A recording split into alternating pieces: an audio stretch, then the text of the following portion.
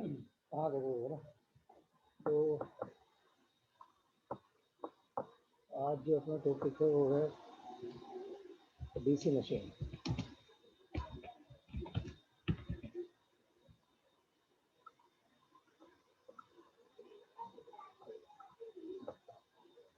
ठीक है, अब डीसी मशीन के अंदर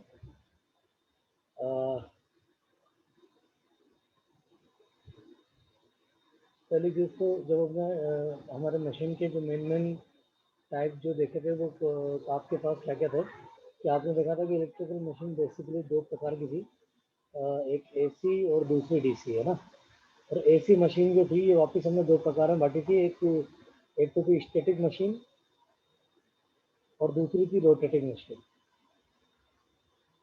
तो स्टैटिक मशीन जो थी आपकी एसी में वो तो आपका ट्रांसफार्मर था, और दूसरी एसी के अंदर रोटेटिंग मशीन आएगी जिसमें एक तो आपकी इंडक्शन मशीन आएगी और एक आपकी सिंक्रोनस आएगी। ठीक है ना। और डीसी मशीन जो थी आपकी, इसमें ओनली आपकी कौन सी मशीन होती है, रोटेटिंग मशीन। हाँ, ये ध्यान रखिएगा। तो डीसी मशीन में पहले तो आपको पता होना चाहिए कि आपसे पूछे तो डीसी मशीन कौन सी मशीन है, रोटेटिंग है या स्टैटिक है, मतलब स्थिर।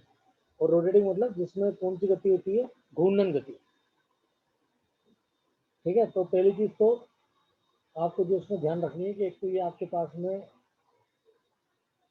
कौन सी मशीन है, रोटेटिंग मशीन।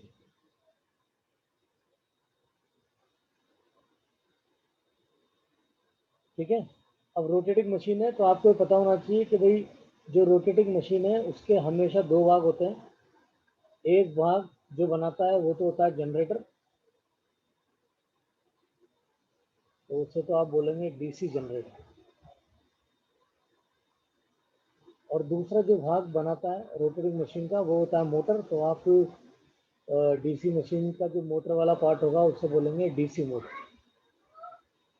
तो डीसी मशीन जो है, पहली चीज तो आपको पता होनी चाहिए कि ये रोटेटिंग मशीन होती है।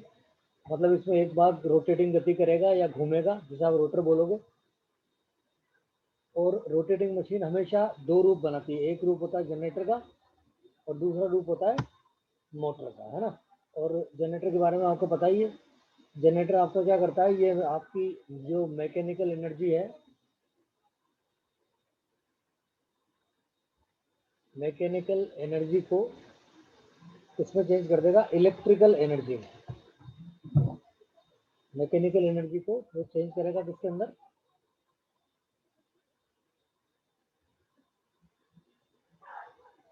इलेक्ट्रिकल एनर्जी में।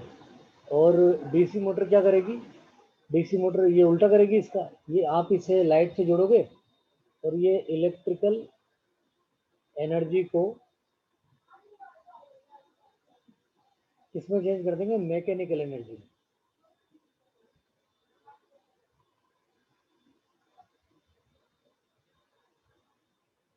है ना, ये ध्यान रखिएगा। ये वैसे भी नॉर्मल बात है, हमें पता होती है कि जनरेटर तो मैकेनिकल एनर्जी को इलेक्ट्रिकल एनर्जी में चेंज करता है, और मोटर जो है वो इलेक्ट्रिकल एनर्जी को किसमें चेंज करती है, मैकेनिकल एनर्जी में। है ना, ये चीज़ आप ध्यान रखना। अब अब आते हैं अपन डीसी मशीन के बारे में, है ना। अब इसे आपने इसे मशीन के आगे डीसी क्यों लगाया, क्योंकि इसमें जो इलेक्ट्रिकल एनर्जी होगी, इलेक्ट्रिकल एनर्जी उसमें विद्युत राशियों के मान और दिशा परिवर्तित नहीं होंगे। है ना, जिसमें अगर एनर्जी के अंदर अगर जो है विद्युत राशियों के मान और दिशा परिवर्तित हो रहे हैं तो वो तो अल्टरनेटिंग होते हैं एसी। और इसके अंदर ये जो मशीन है, इसमें जो इलेक्ट्रिकल पावर होगी, ये जो आपने यहाँ लिखी है, जो इधर मैं लिख देता हूँ उसमें, तो जो इलेक्ट्रिकल पावर होगी इस मशीन में, जो हम इलेक्ट्रिकल पावर यूज करेंगे या इलेक्ट्रिकल एनर्जी यूज करेंगे,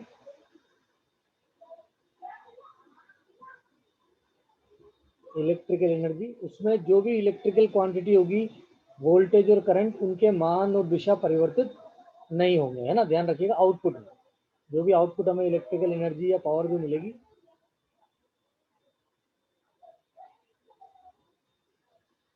तो इलेक्ट्रिकल एनर्जी में जो इलेक्ट्रिकल एलिमेंट है या विद्युत अवयव है ना,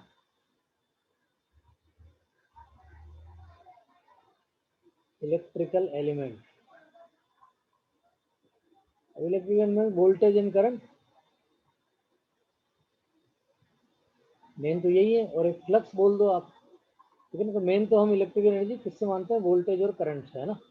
इसके अंदर ये जो दोनों एलिमेंट हैं, इलेक्ट्रिकल एलिमेंट्स के मान व दिशा परिवर्तित नहीं होती।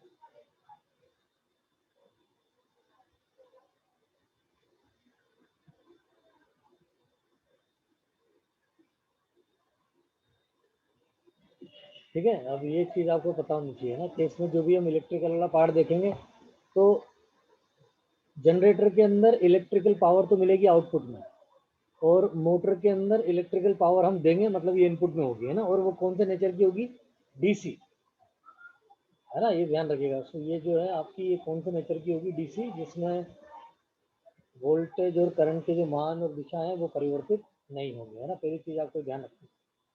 तो एक तो डीसी मशीन रोटेटिंग मशीन है, उसके दो रूप होंगे, एक बनाएगा जनरेटर, एक बनाएगा मोटर। और इसमें जो इलेक्ट्रिकल वाली जो हमारी एनर्जी है, उसमें वोल्टेज और करंट के मान और दिशा जो है परिवर्तित नहीं होंगे। अब आगे चलते हैं। और एक इसमें आपको मेन चीज़ क्या पता रखनी है ना, अब आओ, दोनों को हम मिक्स पढ़ेंगे भैया ना।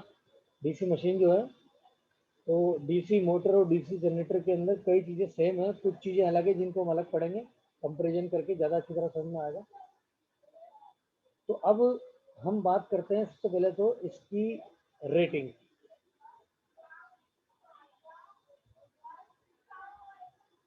ठीक है, आपसे पूछेगा भाई इनकी रेटिंग किस में होगी, तो पहले तो रेटिंग के बारे में मैंने आपको बताया था। रेटिंग के बारे में मैंने आपको क्या बताया था कि किसी भी मशीन की जो रेटिंग है वो निर्धारित की जाती है उसकी आउटपुट पावर। ठीक है, ये मैंने आपको वहीं बताया था कि जो रेटिंग होती है वो हम निर्धारित करते हैं कौन सी पावर से, आउटपुट पावर से, ना, ध्यान रखिएगा। अब आउटपुट पावर कौन सी है, अब जैसे अभी आपने जो है ट्रांसफॉर्मर देखा था, ट्रांसफॉर्मर और अल्टरनेटर।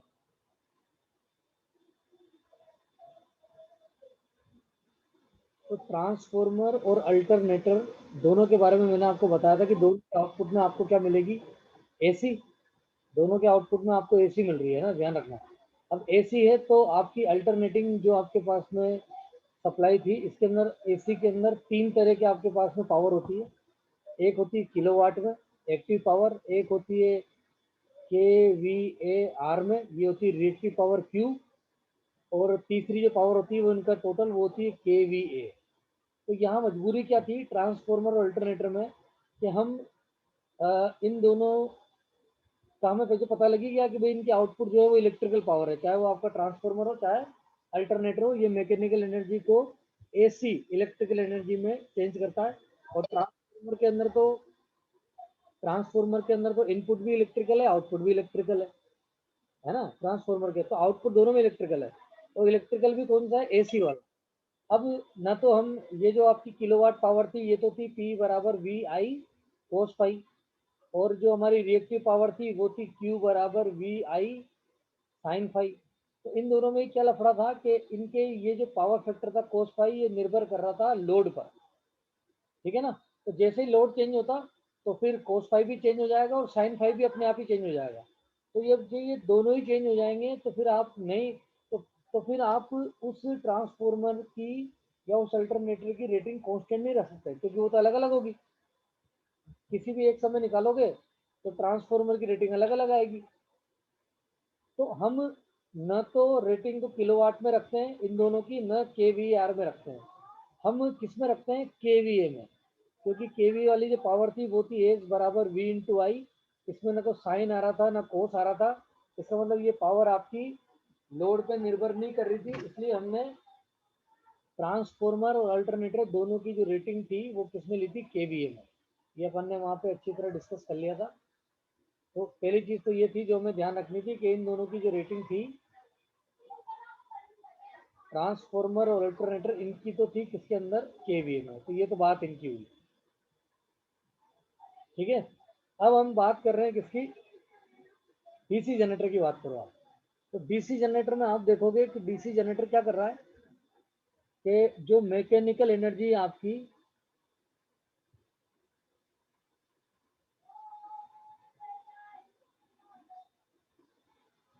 मैकेनिकल एनर्जी को ये चेंज करेगा इलेक्ट्रिकल एनर्जी में।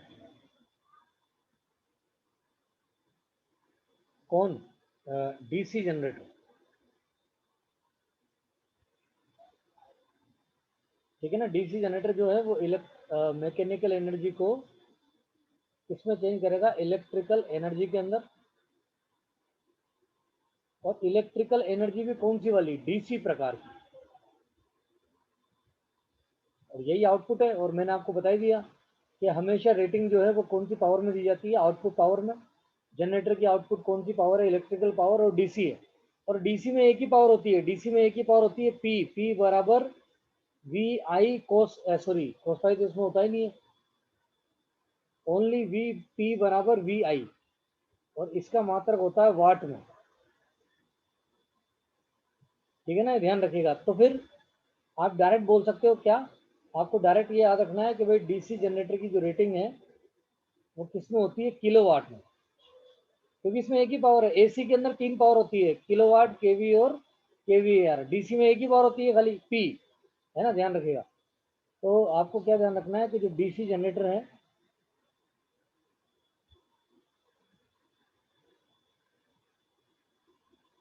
डीसी जनरेटर की रेटिंग, ये ऑब्जेक्टिव क्वेश्चन है भैया ना, इसलिए ध्यान रखिएगा आप की रेटिंग किलोवाट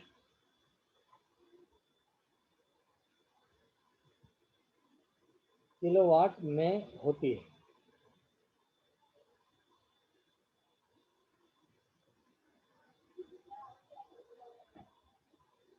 डीसी जनरेटर की रेटिंग किलोवाट में होती है, ध्यान रखिएगा ना, क्योंकि इसकी आउटपुट पावर इलेक्ट्रिकल है और वो भी कौन सी वाली है? डीसी नेचर की है ना, पहली चीज ये ध्यान रखिए।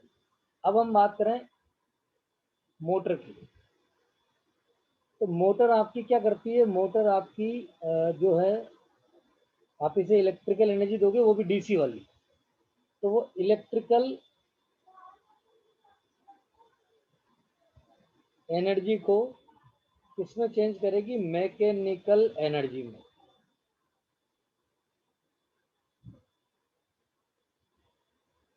ठीक है, कौन? DC motor. और मैकेनिकल एनर्जी में चेंज करेगी तो भैया मैकेनिकल एनर्जी में चेंज करेगी तो मैकेनिकल एनर्जी किसके अंदर नापी जाती है? हॉर्स पावर में। है ना, तो याद ही होगा सभी को, एचपी के अंदर। एक एचपी की मोटर, दो एचपी की मोटर, और इसकी आउटपुट पावर मैकेनिकल पावर है, ये चीज आपको ध्यान रखनी है ना। तो आपको क्या चीज ध्यान रखनी है? तो जो हमारी डीसी मोटर है, और मोटर कोई सी भी हो गई एचपी में आती है, क्योंकि वो हमेशा मैकेनिकल पावर में तो खाली एक ही मैकेनिकल पावर को हम खाली हॉर्स पावर में मेजर करते हैं। तो आपको ध्यान रखना है कि कोई सी भी मोटर हो, तो मोटर की जो रेटिंग है वो मेनली, अच्छा वाट में भी बोल देते हैं कभी कभी, है ना, पर वो इसकी सही नहीं होता। जो मेन होती है रूल के अनुसार किसके अंदर होती है? हॉर्स पावर में।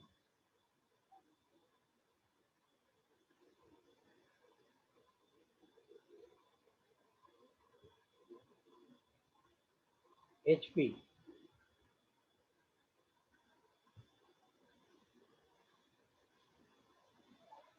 में होती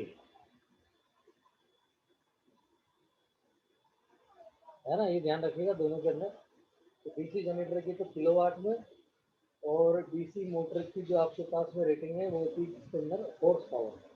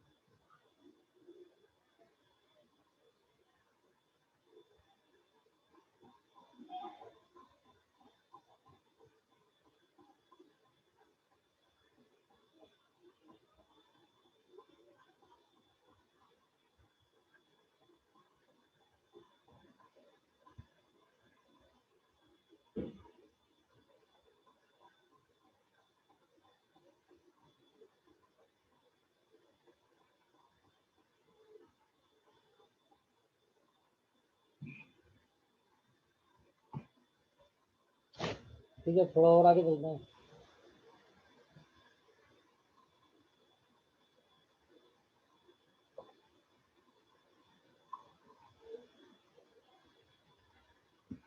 तो अगला देखिए,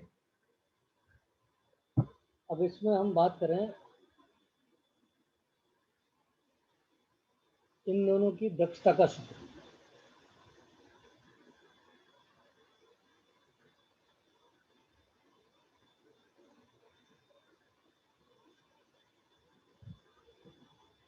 इसका फॉर्मूला पूछते हैं भैया ना, तो दोनों की दक्षता के लिए कौन सा सूत्र उपयोग करते हैं। तो नॉर्मल फॉर्मूला होता है दक्षता का, अब आपको पता ही है, मैं इधर लिख देता हूँ साइड में कि जो हमारे पास में एफिशिएंसी का जो नॉर्मल फॉर्मूला होता है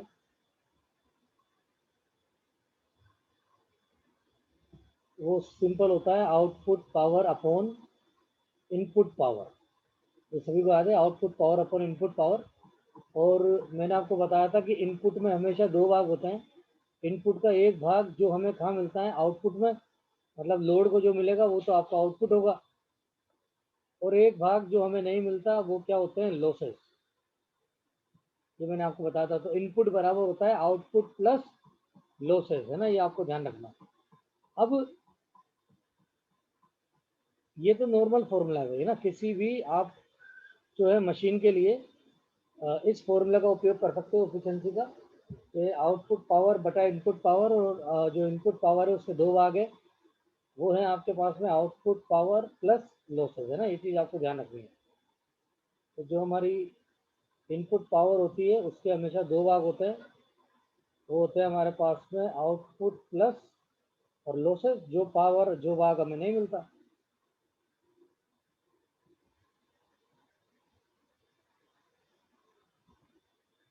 ठीक है ना, ये चीज़ ध्यान रखिएगा। अब हम बात करें कि डीसी जनरेटर के लिए आप कौन सा सूत्र यूज करेंगे। डीसी जनरेटर के लिए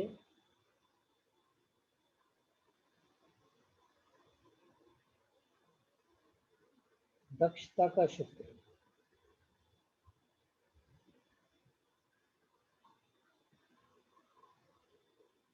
अब देखिए, तो आपका जनरेटर क्या करता है, ये आपकी जो है मैकेनिकल एनर्जी को ये चेंज करेगा इलेक्ट्रिकल एनर्जी में।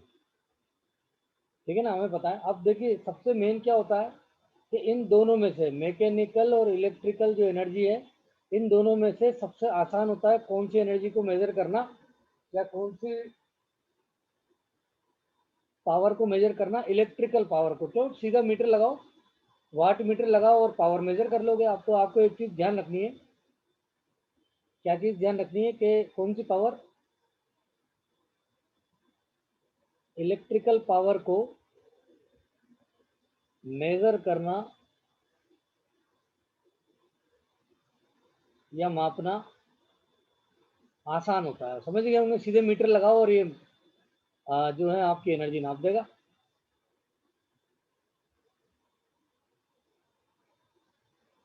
ठीक है ना, ये चीज़ आपको ध्यान रखनी है भाई। तो हम क्या करेंगे कि फॉर्मूला तो यही है, फॉर्मूला क्या है, efficiency equal to output power बटा output power plus losses.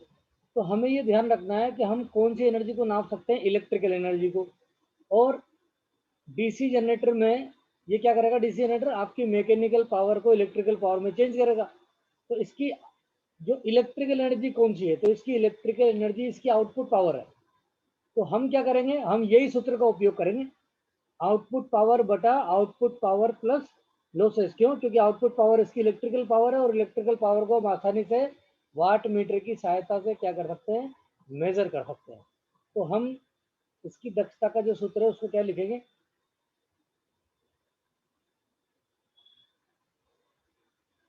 Efficiency बराबर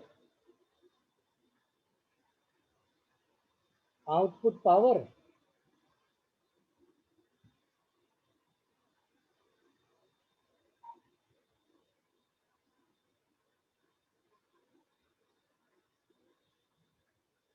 आउटपुट पावर अपॉन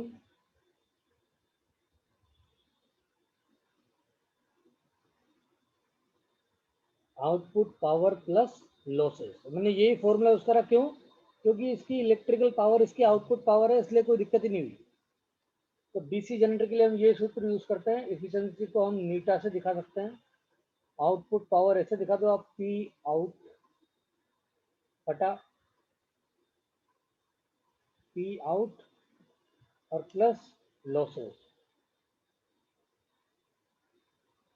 और प्रतिशत में अगर निकालनी है तो आप इसे किससे मल्टीप्लाई कर दोगे? 100 से।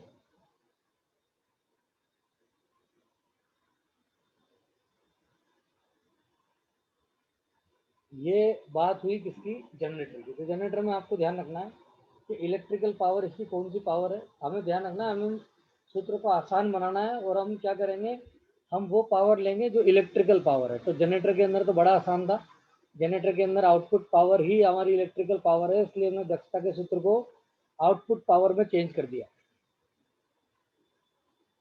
क्योंकि इस पावर को मेजर करना आसान था। कौन सी पावर को? आउटपुट पावर को। क्योंकि आउटपुट पावर इसकी कौन सी है? Electrical power. अब आप बात करो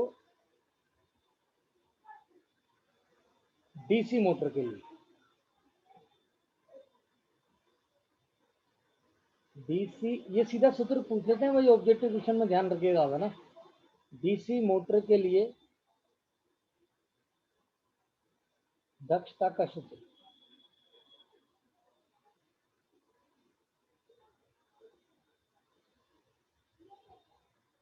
ठीक है।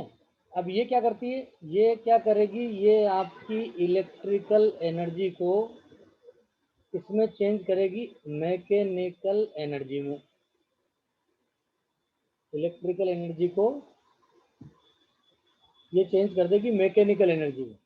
अब लेकिन अब ढूंढो कि इसकी इलेक्ट्रिकल एनर्जी कौन सी है। तो भैया इसकी इलेक्ट्रिकल एनर्जी इनपुट है इस बार। आगे बात समझ में? इस बार इसकी जो इलेक्ट्रिकल, और हम पूरे सूत्र को इलेक्ट्रिकल एनर्जी के रूप में या पावर के रूप में ही चाहेंगे, क्योंकि इसको मेजर करना आसान है। तो फिर जब इसकी दक्षता का सूत्र निकालोगे ना आप, एफिशिएंसी बराबर, तो क्या लिखोगे आप? आउटपुट पावर बटा इनपुट पावर। ये तो नॉर्मल फॉर्मूला है, लेकिन पूरा फॉर्मूला किसमें चेंज करना है? इलेक्ट्रिकल पावर में। और इलेक्ट्रिकल पावर इसकी कौन सी? इनपुट है। तो इस बार इनपुट को मत हटाओ, नीचे वाली को, ऊपर वाली जो ये आउटपुट पावर है ना, देखो इस सूत्र को देखो आप, यहाँ से आप आउटपुट पावर बराबर क्या निकाल सकते हो? Input minus losses. ये लॉसेस को उधर ले जाओ तो माइनस में हो जाएंगे। तो मैं आउटपुट पावर की जगह क्या लिख सकता हूँ? मैं यहाँ लिख सकता हूँ ऊपर आपके पास में इनपुट पावर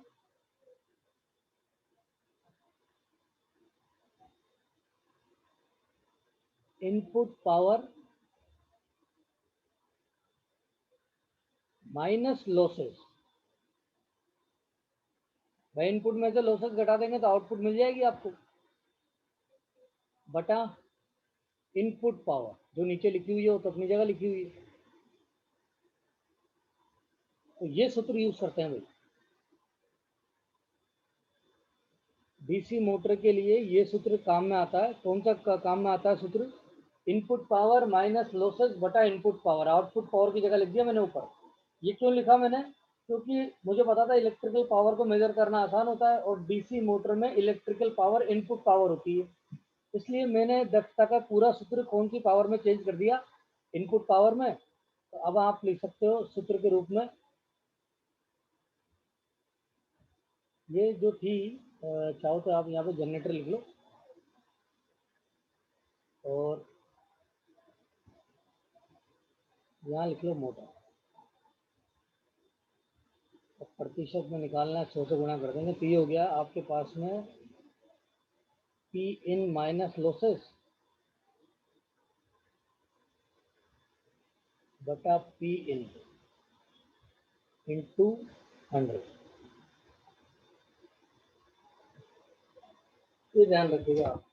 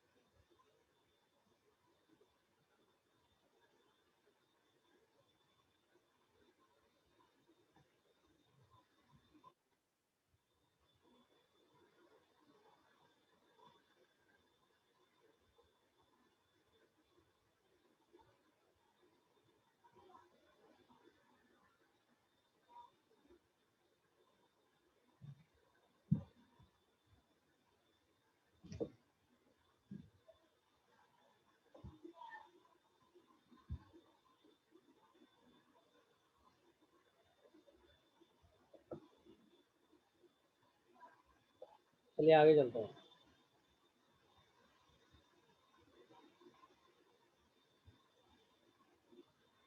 इनके वर्किंग प्रिंसिपल की बात करते हैं।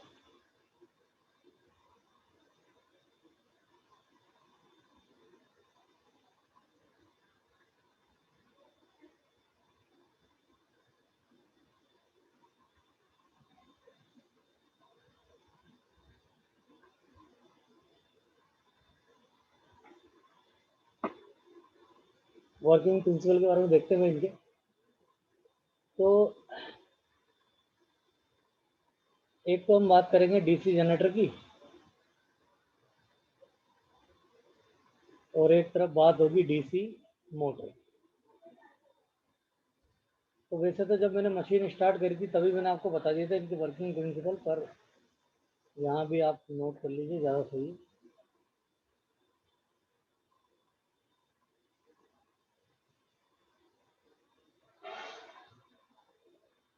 तो जो जनरेटर है, जनरेटर में तो हमें क्या करना है, हमें मैकेनिकल एनर्जी इलेक्ट्रिकल एनर्जी में चेंज करनी है, मतलब बिजली पैदा करानी है। और बिजली पैदा करानी है तो मैंने आपको पहले ही बता दिया था कि जहाँ भी आपको बिजली पैदा करानी होगी वहां पर आप कौन सा नियम लगाएंगे, वहां लगाएंगे आप फैराडे का विद्युत चुंबकीय प्रेरण का नियम, है ना। ये चीज आपको ध्यान रखनी है। तो डीसी जनरेटर तो किस पे काम करता है, डीसी जनरेटर कोमा फैराडे के विद्युत चुंबकीय प्रेरण,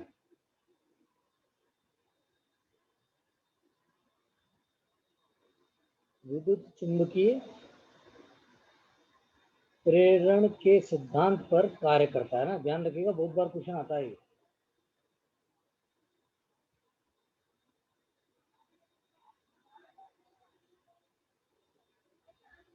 ठीक है, कार्य करता है, ये चीज आपको ध्यान रखनी है। और वो जो नियम था फैराडे का विद्युत चुंबकीय प्रेरण का नियम, वो आपका दो था, उसमें दो नियम दिए थे। उसमें पहला तो क्या दिया था कि जब किसी धारावाही चालक में से या किसी चालक में से गुजरने वाले फ्लक्स के मान में क्या होता है परिवर्तन, तो उस कंडक्टर में या उस चालक में क्या उत्पन्न हो जाता है, विद्युत वाहक बल ईएमएफ।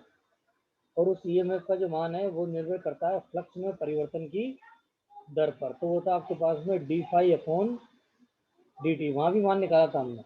फिर जब ये समानुपाती का चिन्ह हटाते हैं हम, तो समानुपाती का चिन्ह जब हटाते हैं तो यहाँ पे कांस्टेंट आता है N, N d phi upon d t, है ना। फ्लक्स में परिवर्तन की दर ये वोल्ट में आ जाता है मान। और लेंज के नियम के अनुसार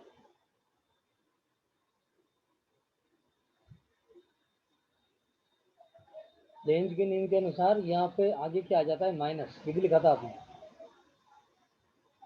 ये माइनस से दिखाता है कि ये विद्युत वाहक बल जो है ये अपने उत्पन्न होने वाले कारणों, मतलब फ्लक्स में परिवर्तन की दर का क्या कर रहा है, विरोध कर रहा है। ये माइनस तो किसके नियम से आया था, लेंज के नियम से, वरना हमारा मेन नियम तो यही था कि विद्युत वाहक बल का जो मान है वो मान निर्भर करता है किस पे, फ्लक्स में परिवर्तन की दर पर। तो जैसे ही आपके पास क्या होता है, किसी चालक में से गुजरने वाले फ्लक्स के मान में परिवर्तन होता है तो उसमें क्या उत्पन्न हो जाता है, विद्युत वाहक बल। और दूसरा नियम था कि जो विद्युत वाहक बल है उसका मान किस पर निर्भर करता है, फ्लक्स में परिवर्तन की दर पर, है ना। ये आपको ध्यान रखना है। तो ये तो बात हुई किसकी, डीसी जनरेटर की। तो ये तो है किस पे काम कर रहा है, इलेक्ट्रोमैग्नेटिक इंडक्शन पे, विद्युत चुंबकीय प्रेरण पर। अब आते हैं हम मोटर पे।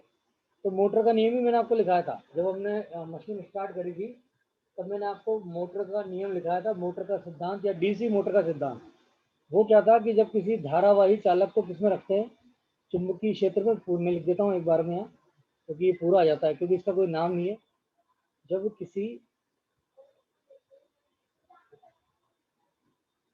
धारावाही चालक, करंट कैरिंग कंडक्टर,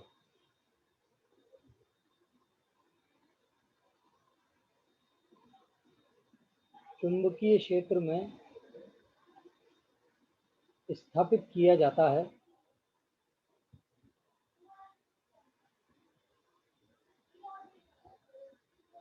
तब वह कंडक्टर या चालक अपने ऊपर बल का अनुभव करता है। बल का अनुभव करता है और इसी बल के कारण फिर वो रोटर घूमना क्या करता है, स्टार्ट करता है। भाई वर्किंग में और अच्छी तरह समझ में आएगा। और उस बल का मैंने आपको मान भी लिखाया था, वो था आपके पास में एन बराबर BIL साइन थीटा। देखना आप सब पुरानी जो क्लास के अंदर ये फॉर्मूला मैंने आपको लिखाया था।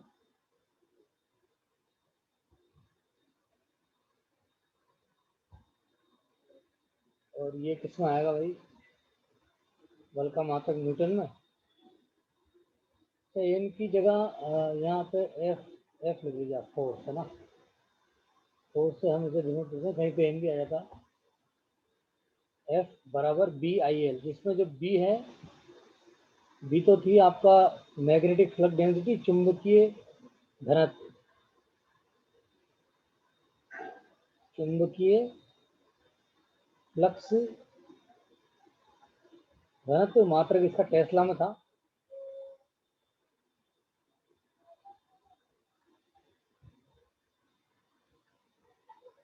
आई जो थी ये है कंडक्टर में से फ्लो होने वाली करंट, और एल जो थी ये थी आपकी कंडक्टर की लंबाई।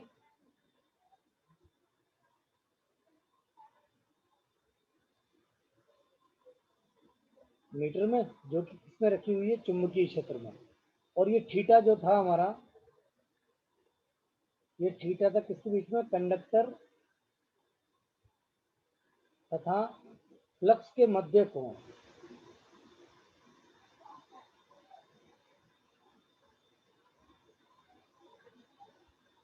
है ना। ये बात आपको ध्यान रखनी है, दोनों में ध्यान रखना। आपसे पूछे कि डीसी जनरेटर पे किस सिद्धांत पर काम करता है, तो वो तो काम करता है विद्युत चुम्बकीय प्रेरण के सिद्धांत पर, ठीक है। और जो आपकी जो मोटर है, मोटर का ये सिद्धांत है भाई, मैंने वहां भी लिखा दिया था आपको। तो जो मोटर है वो आपका काम करती है किस सिद्धांत पर, लिखा होगा वहां पर। और सूत्र आपके पास यही थी, एफ बराबर उसका फॉर्मूला था BIL,